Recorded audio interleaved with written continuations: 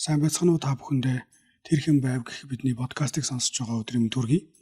Өнөөдрийн агуулгаараа Алтан ордны улсын 3 дахь хаан Мөнх төмрийн тухай ярина. Алтан ордны улсын 3 дахь хаан Мөнх төмрийг 1240 онд төрсөн гэж үздэг.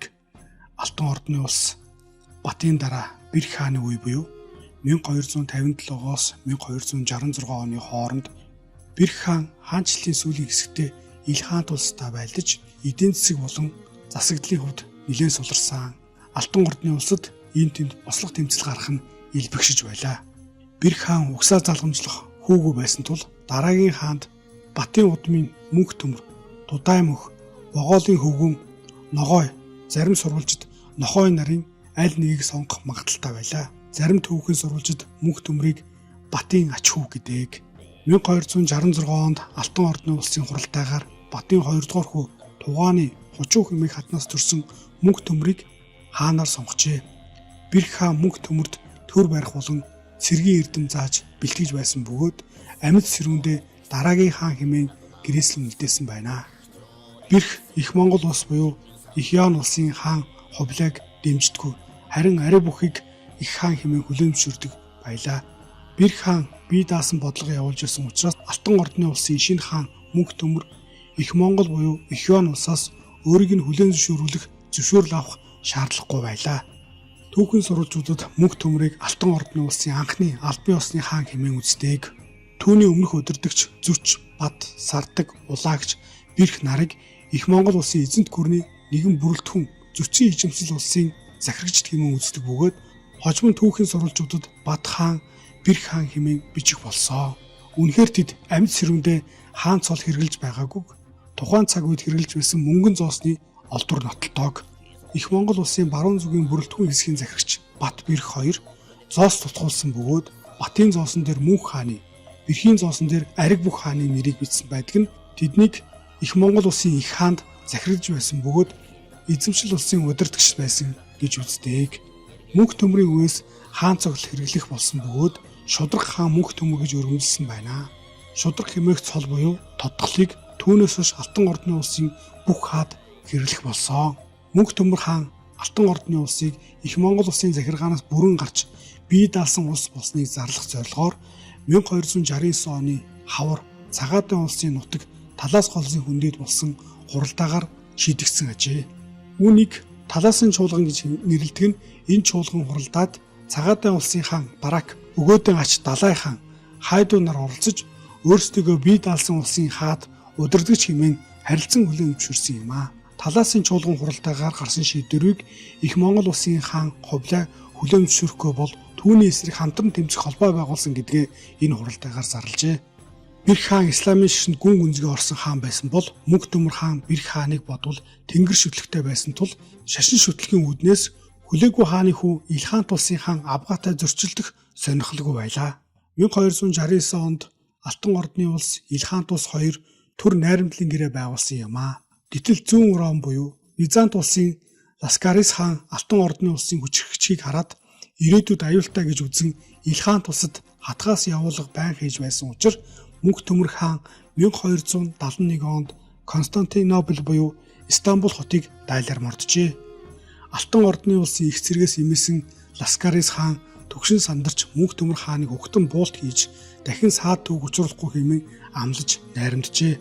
Мөнх төмөр хаан 1267 онд зарлиг гаргаж Оросын их хамт Кириллд зарилгын бичгээ өгч шашны лам, хуургууд, сүм хийдийг элдв татвараас чөлөөлөх аливаа шашин шүтлгийг нь тэгш үзэж байлаа.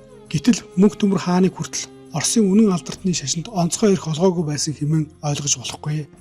Бат Бэрх нарч Оросын сүм хийдүүдэд онцгой эрх хөдөлж алд дотор үл төлөх эрх хөдлөх болсон юм аа. Монголчууд ба Оросын үнэн алдартны шашин сайн холбоотой болсон нь улс төрийн ач холбогдолтой байлаа. Оросын сүм хийдүүд эдийн засгийн хувьд хүчрхэг болж Оросын вангуудад алд дотор төлөхгүй болсноор Оросын нийгмийн хамгийн баян эрх дарахтай хэсэг болж зарим сүм хийдүүдийн ламнар Оросын вангуудад захирагдахгүй бие даасан байдалтай боллоо. Тухайн цаг үеийн түүхийг Оросуудын дунд Бэрх хаанаас борж татарын зүгээс эрх шахалт ихэд хөнгөрсөн хэмээн бичиж байлаа.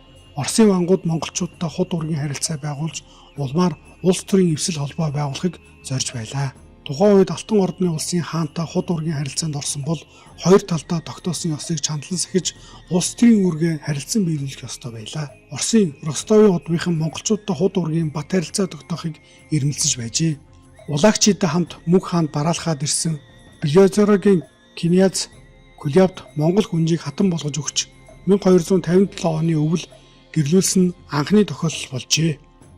Мэрсэр Монгол ноёдч Оросын шашинд орж Орос нэртэй болж байсан. Оросын вангууд баруун зүгийн товтлохоноос монголчуудаар аюулгүй байдлаа хангуулж эдийн засгийн доктортой сайжирч байлаа. 1267 онд Мөнх Төмөр хаан Оросын үнэн алдарны сүм хийдийг Алтан ордод аль бүх үүргээс чөлөөлж зарлиг гаргаж байсан нь их хуваараа баримтнуулжээ. 1269 онд Мөнх Төмөр Новгородчуудын хүсэлтээр Германы Леоны Рицаруудын эсрэг аян дайнд оролцож цэргийг их Новгород хот руу илгээжээ.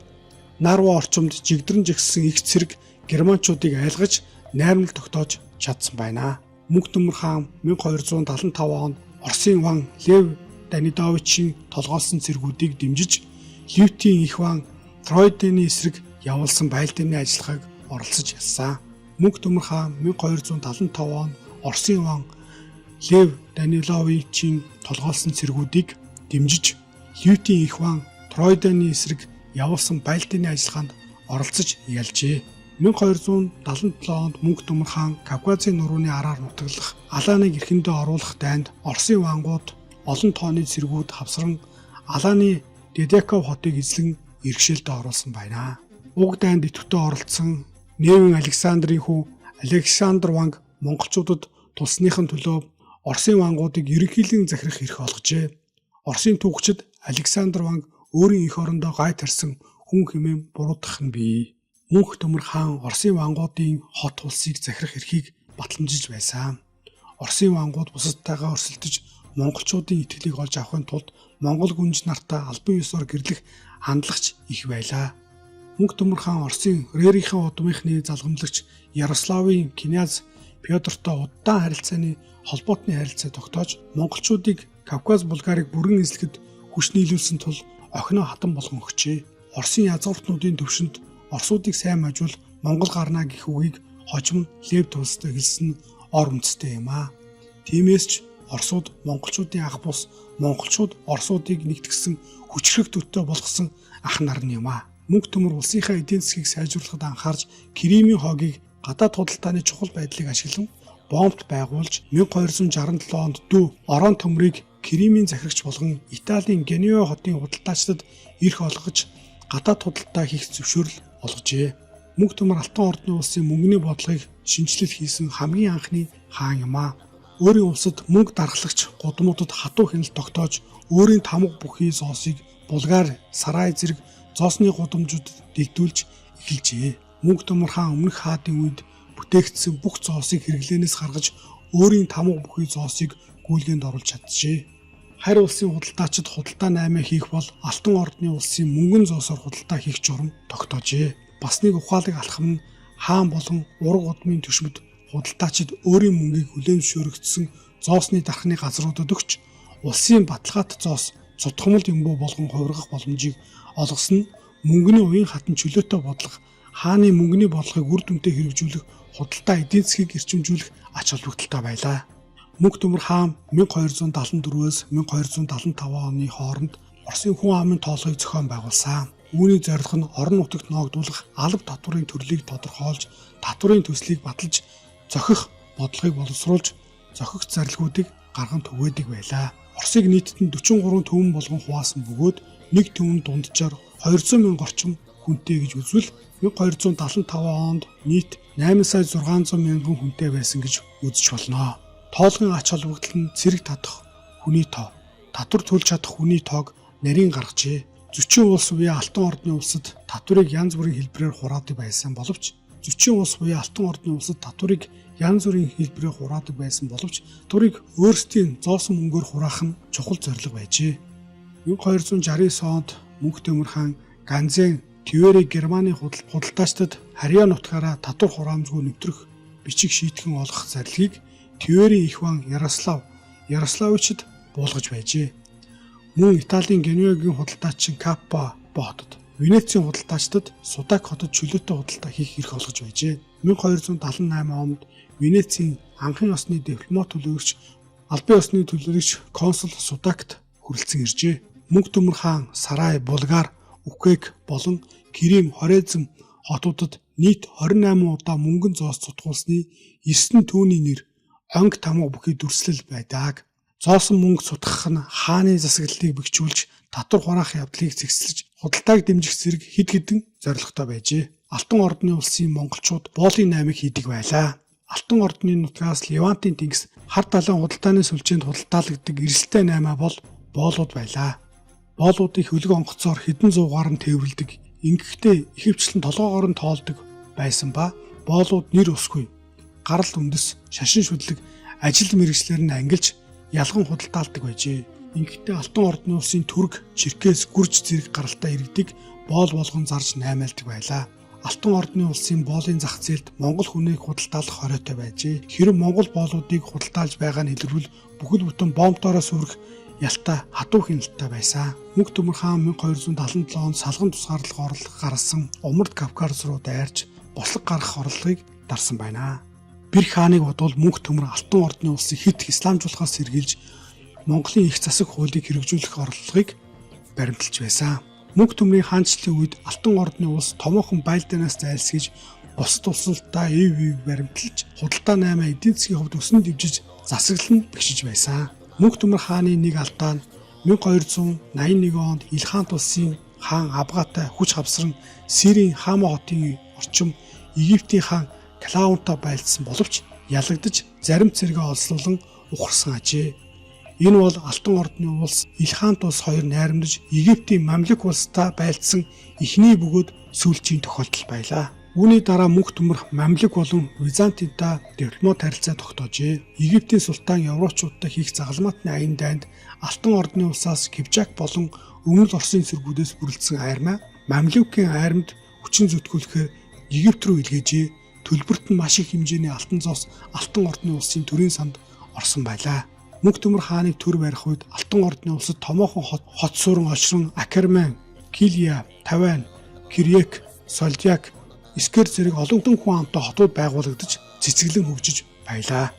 Алтан ордны улсын газар нутаг мөнх төмөр хааны үед улам өргөжиж, дорн зүг Иртиш мөрнөөс өрн зүг Дунай мөрний доод урсгал, өмнө зүг Дербент, Дагестан болон Араны, өмнөд Азербайжан, хойд зүгт ижил Булгарыг багтаасан газар нутагтай байлаа.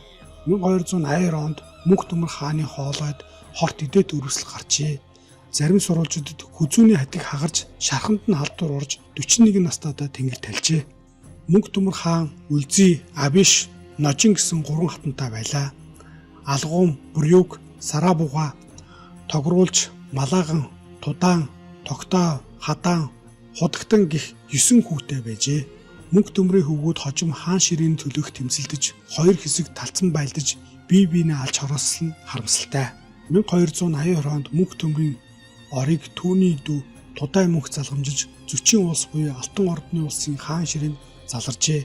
Мөнх төмөр хааныг түүхийн Оросын түүхийн сурвалжууд, мөнхийн дайсан Илхант улсын түүхийн сурвалж, Египтийн мамлюк улсын түүхийн сурвалжуудад сайнаар тэмдэглэн үлдээсэн нь олонтоо. Мөнх төмөр хааныг дайснууд нь ч хүндэтгэн дээдэлдэг байсан бөгөөд шудраг цолт хаан хэмээн сурвалжид бичиж үлдээжээ.